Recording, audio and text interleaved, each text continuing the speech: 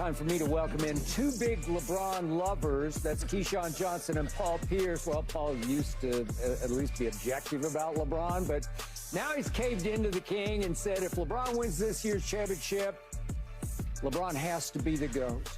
Come on, Paul, man. I was counting on you, but I still love you anyway, Paul. I'm not sure we can still call you the truth, but anyway. Morning, Skip. You missed Friday. We missed you because I was almost.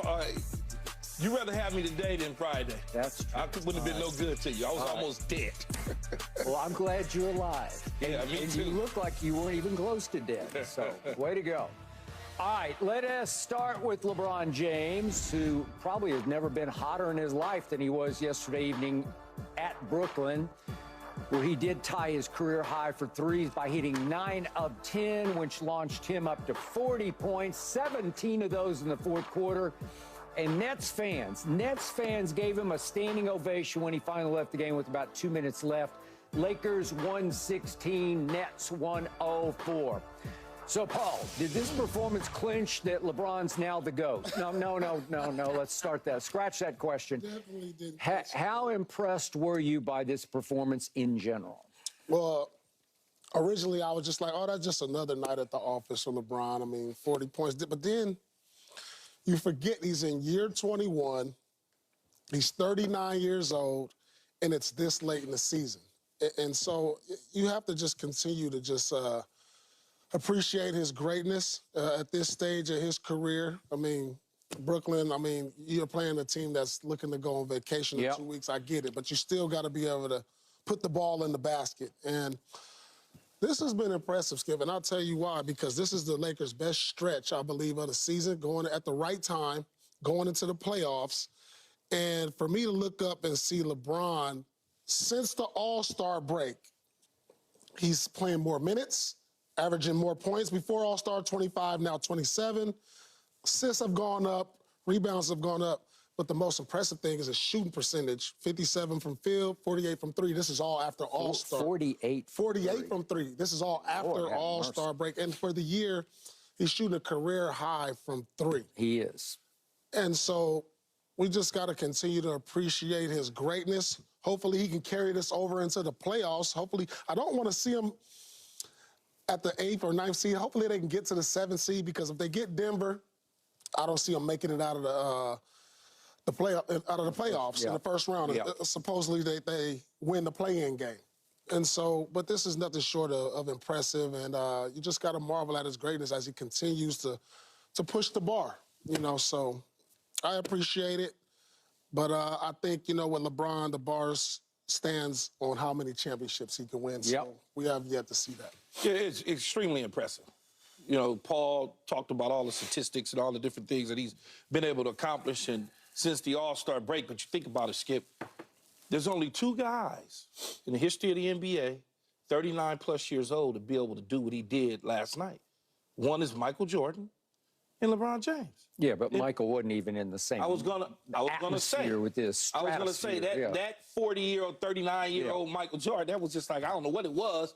This LeBron looks like he can play another 5 years, 6 years, and doing the same thing. Agreed. So when you start to look at that, you're like, things are getting better as you get older. Yeah. That's crazy to me. Yeah. Like, to your point, Michael at 39 or over had 3 40-plus point games. Yeah. Now LeBron has 2. But it was almost like those 40-point-plus games was like, we're watching you because you Michael Jordan, so we're going to let you go to the cup.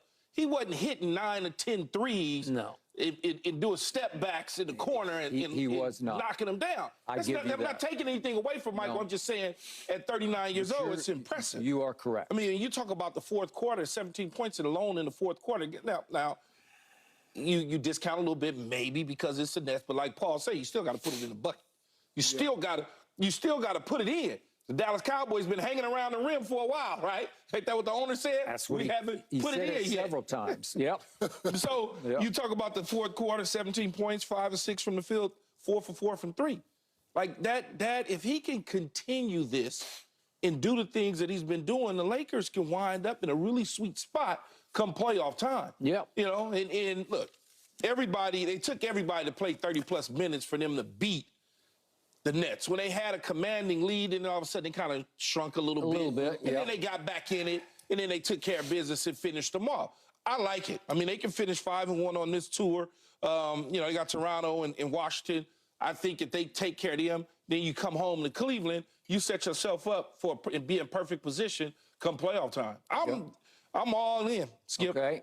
I was not all in on Friday night, but that's just one of those games. You call it a schedule type loss where it's 3 out of 4 nights, and yet we all thought on Friday they could take care of business at Indiana because they're a little better, but they didn't come out better. They came out flat and lifeless, and it was like next, and it didn't go anywhere. All right. So who can't be impressed with what LeBron did last night? And yet what got me about it was, no, listen, when he gets hot, he gets crazy hot. And we have seen it before. You have seen it up close and personal before. Because he can get cold, but he can get crazy, crazy hot. And this might have been as hot as I have ever seen him. I know he's had some 3-point stretches against the Clippers, then back in the day, going clear back to his first year in Miami against Charlotte. But what he did last night, it looked like you could see it coming. If we have this, I'm watching, of course, carefully this game, and late in the third quarter, this is LeBron bringing the ball up the floor. I've never seen him do this before, but this is against Brooklyn. He's bringing the ball up the floor, and he starts kind of high-stepping. He's like high-stepping, and I'm thinking... Oh, that's a rhythm. That's a rhythm step. That's a rhythm step. But he's like almost Dion high-stepping a little bit. I'd not seen him do that before. Because if that defender, correct me if I'm wrong, Paul, if that defender starts to go to his right, LeBron's going to go back to his right? Right here, I'm looking like, I'm just playing with you. I'm toying with the He's toying with you. He's toying with you. Okay.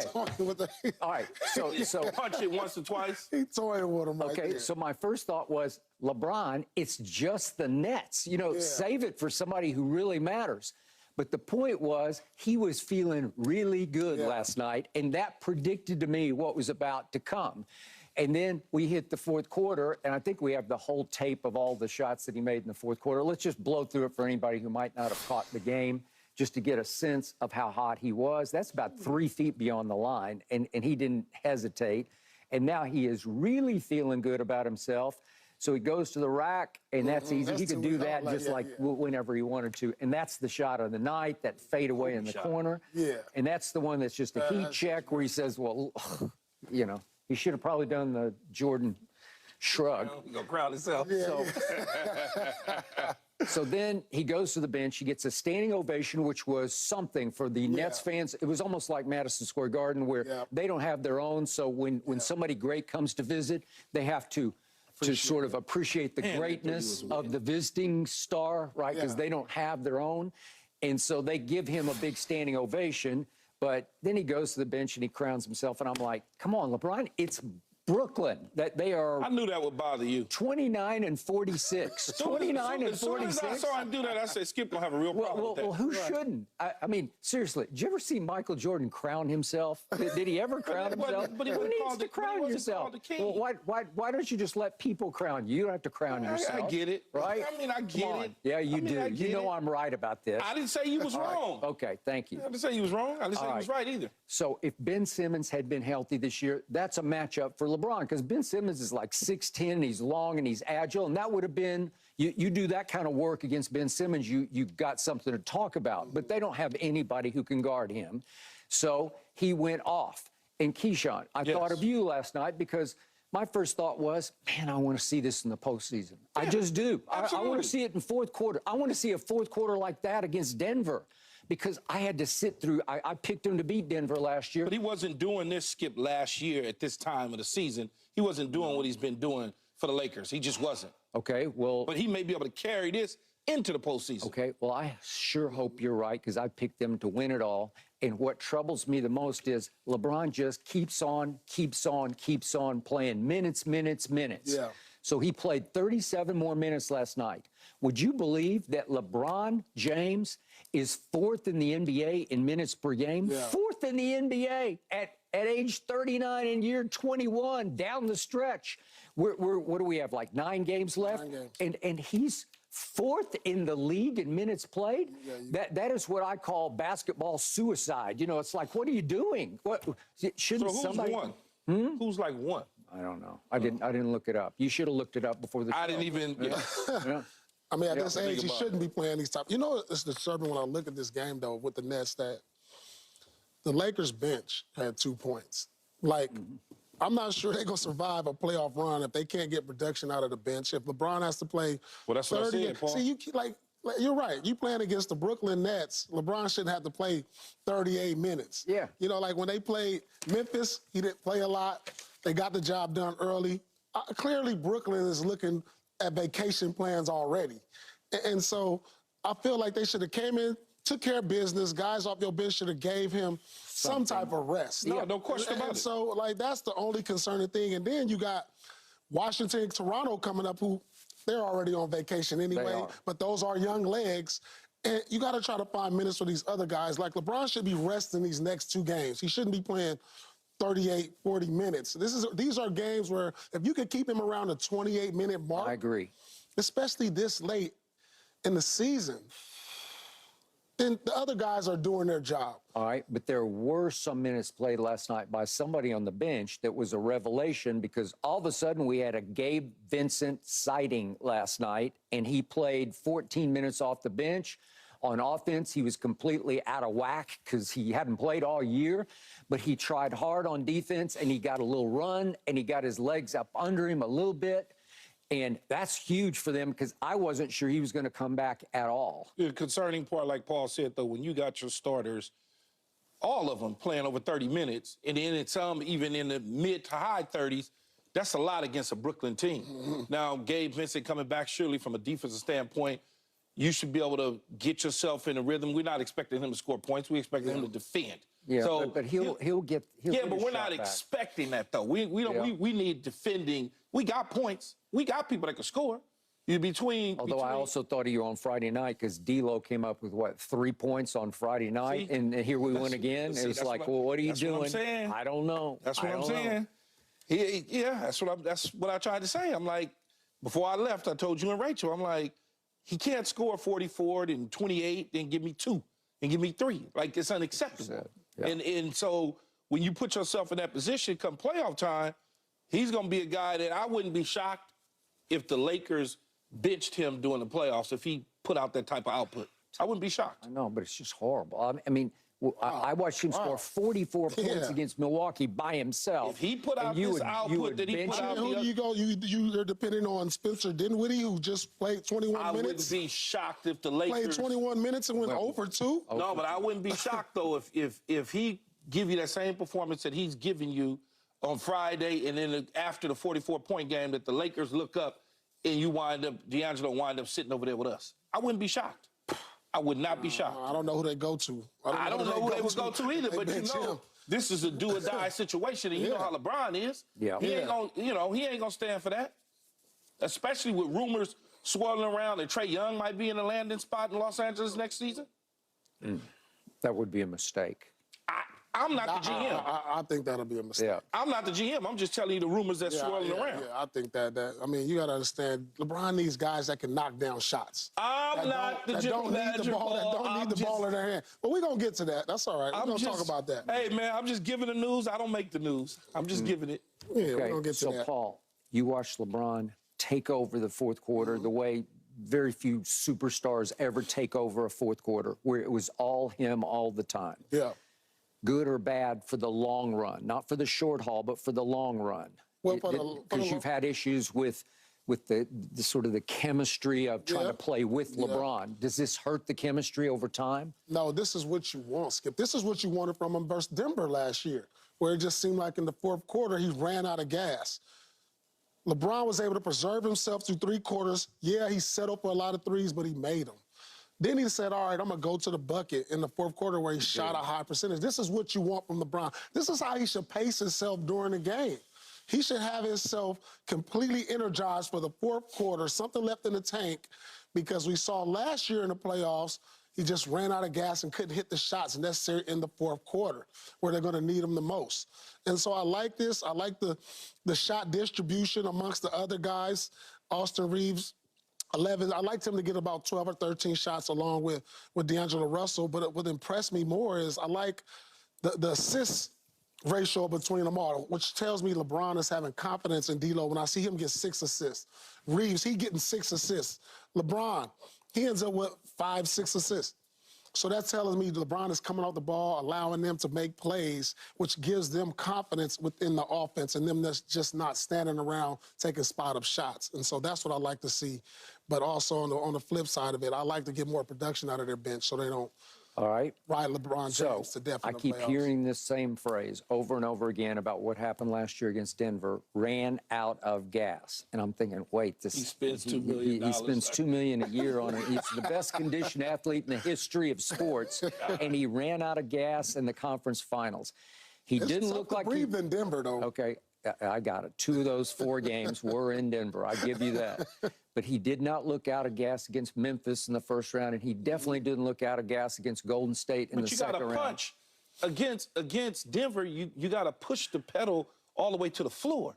Against those other teams, you don't have to push it all the way to the floor. Okay. So if you in Denver and playing Denver, Skip, and you using, like Paul said, all of that gas in the first 3 quarters, you ain't got nothing left in the fourth. Just to keep it close. Just to keep, you ain't got nothing left in the mentally, none of that. So now we're suggesting that in year 21, LeBron has had a revelation. Oh, you pace yourself for 3 quarters, and then you turn it on in the fourth quarter. Well, this is what a guy who played in the NBA is telling us, that this is what he should be doing. Okay. So I remind everybody, in those 4 fourth quarters, all 4 close games going into the fourth quarter that stayed close much of the game. Last 5 minutes. Yeah. LeBron shot 7 of 23. That was his total in the 4 fourth quarters. He was 1 of 10 from 3. That same guy who made 9 out of 10 last night, who made 4 out of 4 in the fourth quarter, was 1 of 10 combined in the 4 fourth quarters.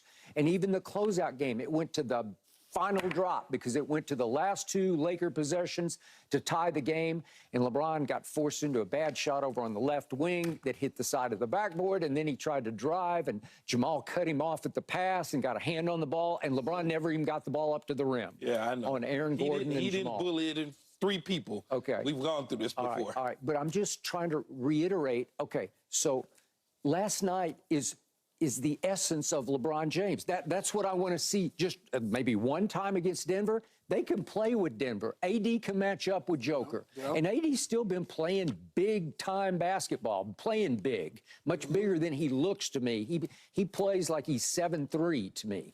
Okay, so you've got all that going. You can match up with Denver, but somebody has to close the way Jamal and Joker close every game. And it's time to see if LeBron can do that. Well, Skip, on the road to winning a championship, you got to have some unsung heroes, too. Okay. You're asking LeBron to carry a heavy load. Along this road, you have to have guys like D'Angelo Russell hit big shots. Reeves, they have to hit big shots. I mean, when you look at all the champions across the board, you look at Denver last year when you had guys like Caldwell Pope. He was big time. Big time for them. Whoa. You know, Green for them. I mean, it takes pressure off your superstars. The superstars can only do so much. And to LeBron's credit, he did what he could at the time, but I didn't see that unsung hero for the Lakers last year. Even the Jordan era, how many times did Steve Kerr, Craig Hodges, everybody got somebody that's not a star. John Paxson just stepped up for these guys. Who did you guys have in your playoff? We had guys like James Posey, Eddie House. These guys, Eddie House made some big shots and big games and and back and forth games to where it could have swung either way. Yeah. And so you have to have that, and I didn't see that last year from them. Although Austin Reeves took 8 shots in those 4 fourth quarters and made 7 of them. Yeah. So hopefully LeBron can have a little more confidence and trust in them now, which I believe he will. And I believe he will, too. We're not, last year, and I say we, as I'm speaking as if I'm in the organization, we're not letting Austin Reeves take no damn shots as no first-time, full-time starter for us when we got LeBron James. This year, like Paul said, of course, because we've seen you not only take over games when I've been on the bench sitting and watching. I've watched you make sure that the distribution of the rock is going to certain people, but also when we've asked you to knock down big shots, you've been able to do it. So that confidence and that belief in Austin Reeves is there this year when it wasn't last year. Okay, so I'm going to first guess this. I want it on the record right here, right now. No excuse for LeBron going into the playoffs of, I played too many regular season minutes. I don't want him to crap out against Denver or somebody at the top and then I don't say... think he's ever. I don't think he's ever said that, though. Okay, Skip. but I don't want his apologists, his defenders, his blind witnesses to say, well, he played too many minutes in the regular season. What do you want from him? Because he had to play. No, he didn't have to play too many minutes in the regular season. But you could see clear. You're not blind, Skip. When somebody is tired and their legs are not underneath them, you seen it. Okay, You've seen it. But it's LeBron bleeping James. I just don't want to hear it. It's just like ridiculous. If the stress, the tiredness, the altitude, all that stuff starts to weigh you down, you can't get up off the ground late in fourth quarters. I know it sounds ridiculous, but in situations where you've taken on so much and you've done so much, at some time, that bill comes, you have to pay it. All right. And that's what happened to him last year. Are you the GOAT or not? I keep hearing he's the GOAT. I mean, GOATs don't get tired. That's what I thought. We're not talking about him being the GOAT. That's Pierce. what everybody else is. All right, I got one final quick nitpick, and I will give you it's a nitpick given what he did last night. Praises the man at the start. Okay, so to Paul's point, LeBron James is making 42% of his threes for the season. That is a career high. It is sensational. Right. And he said because his foot has been more healthy, he gets more time, more reps before the game taking shots. And he says, all I do is work, work, work, work. Okay, way to go. It hasn't manifested itself at the free throw line because he's still stuck at 75%. And I don't get it. He's better than that. He's just better. Okay. I don't know. Okay, 75% ranks 158th in today's NBA. 158th. Well, the 42% is high because that's 24th in the league. That's really good for him. Steph Curry just missed one the other night, and so did Clay. Missed a free throw? Yeah. Oh, so they missed one in like but 29 games? People miss free throws. Well, he misses a bunch of free throws. I mean, that doesn't take anything away from Shaq. Yeah. Shaq couldn't hit a free throw to save his life. Okay, but LeBron is not 7'2" or whatever. Doesn't matter how tall you are. Well, it does too, because the bigger you are, the bigger your hands are. It's just hard to control the basketball. I've watched a ton of footers knock them down with no problem. Kareem used to hit free throws like it was just, like he just walk up there and boom. Wemby walks up there and boom. No, go talk about Joel Embiid. Joker, boom. Yeah. Boom. No, Joel Embiid's the king of that. He is. Bigs can, you can hit some bigs. So if Joel Embiid can shoot 90%, can't LeBron shoot 84% like Jordan did instead of 74% for his career? I don't know. But Paul's going to apologize for him. That's okay. It's okay. No, right. the season's not over yet. The man scored 40 points last night. Yeah. Skip somehow found a way to discredit his accomplishments from last night. No, I'm crediting the three-point, but the free throw, they're called free throws. They're F-R-E-E free, right? You What was your field goal? Free throw percentage, Paul? 80, 81, something. You should have been higher. That's way better than 74. You should have been at 93. I got my arms hurt because I got fouled so much. So I would have shot 85. All right.